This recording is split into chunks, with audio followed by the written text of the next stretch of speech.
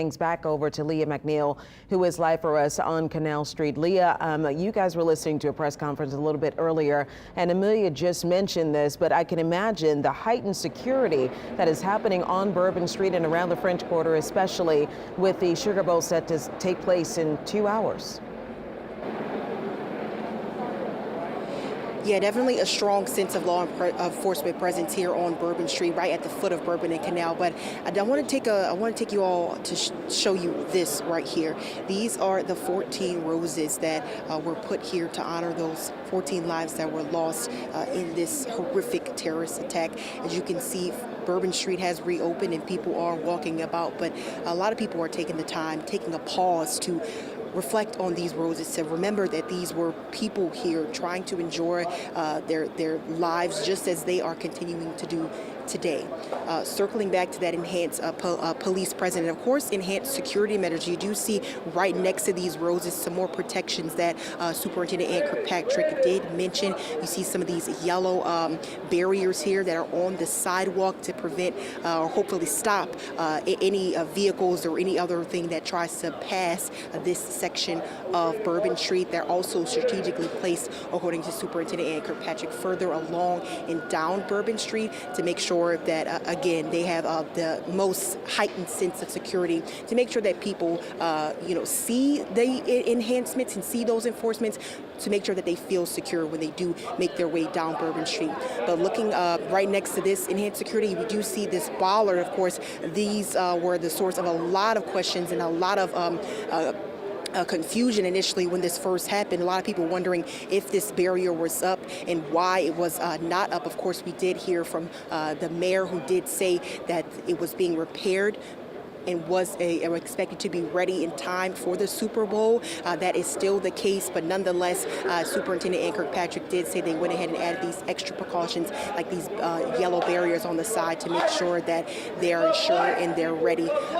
They're excited and they're ready to go ahead and move forward. As you can hear, people are trying to continue to move along and find joy amongst this tragedy as they continue to get ready for the Super Bowl. But as you look down, you see Bourbon Street is starting to look how it normally would during the Sugar Bowl, with the crowds filling up pretty quickly out here. I mean, people were waiting outside the crime scene tape to get onto Bourbon Street. I see quite a few businesses that have since reopened, so a lot of people were waiting with anticipation to get back on Bourbon Street, but of course keeping in mind those lives that were lost and those 30+ people who were injured. I did ask Superintendent Ann Kirkpatrick just after the press conference to see, are these additional barriers going to be in place?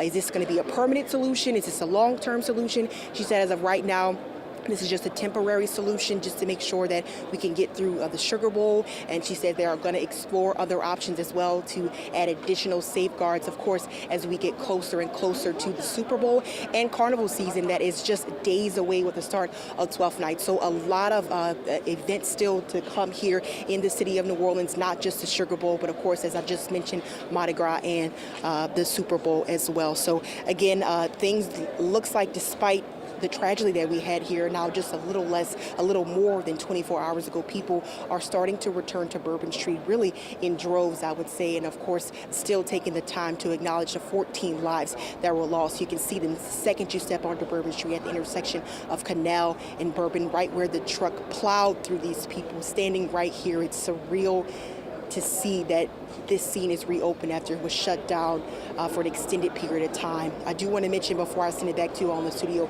there's also extra protection. Looking at it right now, there's a JPSO vehicle that is kind of catty-cornered in the intersection of Canal and Bourbon.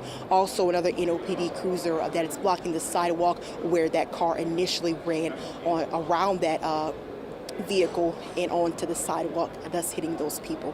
But again, as you can see, people are returning to Bourbon Street here this morning, this afternoon, I should say, and are continuing on with their Sugar Bowl celebration, Sharice. Lee, I have to ask you, I know that we talked about the cruiser being posted at the beginning of Canal and Bourbon Street, an NOPD cruiser was posted there again the night of the attack, the morning of the attack, rather. I can imagine it'll be a while before Bourbon Street will allow vehicles on that street. Do we know if they're cutting off vehicular traffic or if that's going to last for some time until they figure out a protection plan for people who are pedestrians on Bourbon Street?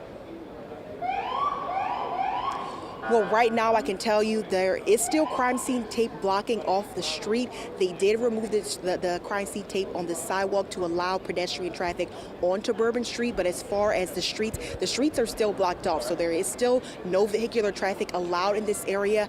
Still waiting for more clarification and confirmation as to when vehicle traffic will be allowed back on this street. But as of right now, it is even extending further a little bit past both sides of Bourbon Street. The streets are still blocked. So at this time, it's still not clear when we could see that vehicular traffic move into the area. I'm looking at some movement now of a Homeland Security vehicle out here, as well as some additional state trooper vehicles that look like they're moving in, getting ready to get set and in place. So still a very strong show of force when it comes to law enforcement presence out here.